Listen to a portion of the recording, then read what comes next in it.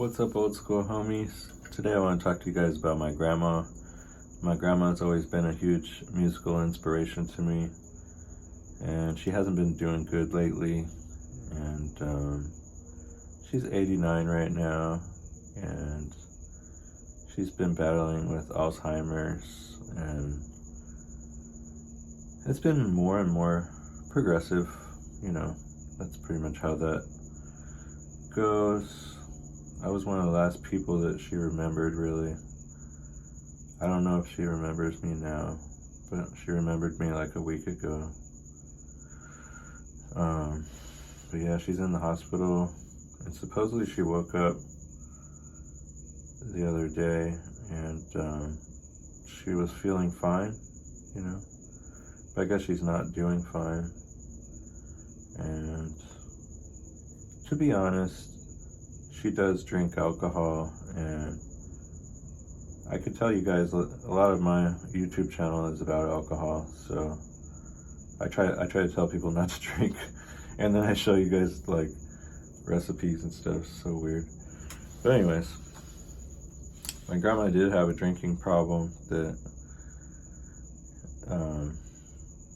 she was a casual drinker her whole life, and no consequences, really, just a really durable drinker. And I would say as she got really, really old, you would be surprised that in retirement homes, a lot of times people drink there. Like, you wouldn't think that, right? But yeah, older people, they kind of turn up on drinking.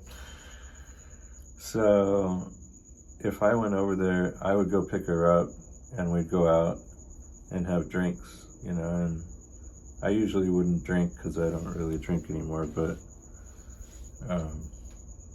she would have drinks. And then it got to the point where they were asking me not to come and take her to restaurants because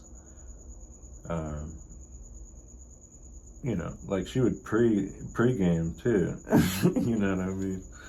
So if she knew I was going to take her out to drink, she would have a drink, and then I would take her out to drink, and I would usually be able to slip the bartender an idea of like, hey, just make it a virgin, or I would be able to make it a non-alcoholic drink somehow. And she would be like, it would fool her every time too. But I'll be honest, and this could happen to you. Your food signals don't come across straight because drinking signals come across first. It has to do with your stomach, right? So that's really what happens. Like, if you are a drinker and you need to drink before you need to eat, you have a problem. You know what I mean? And that was pretty much the point that she was at. She wasn't eating anymore, but she was drinking. And she kept going to the hospital from dehydration over and over. And they would pump potassium salt in her veins. And you really don't ever want to get to that point. So then we kept trying to tell her not to drink. And I guess I was kind of a bad influence, You know what I mean? It's fucked up. But anyways, if you want to drink, that's on you. That's not on me, right? And it really wasn't drinking. Like, she's dying of natural causes. I think she fell down in the hallway walking back to her room after dinner one night. And they don't give her alcoholic wine there. A lot of the people there don't get real wine. Like, they trick them. They give them wine that's not real. And that was the point we were all getting at. We really didn't want her to drink anymore. She wasn't eating. And she was just getting kind of faint, So, poor grandma. Watching her music career die down was hard because she was still getting work all the way up until 89. She was still working. She was teaching before that, but she quit teaching for about 5 years. Maybe 6 or 7 years, I would say.